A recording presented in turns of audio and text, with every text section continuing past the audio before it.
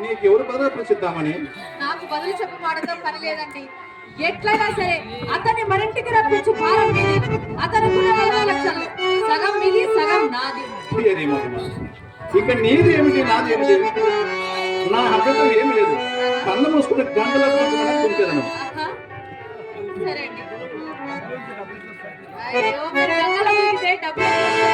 సరే చింతామణి, నువ్వు చెప్పినట్టు వినోదముఖికి వెళ్తాను, డబ్బు కూడా తెస్తాను. డబ్బు తెచ్చి నేను నీకు ఇస్తాను. ఇంకెవరు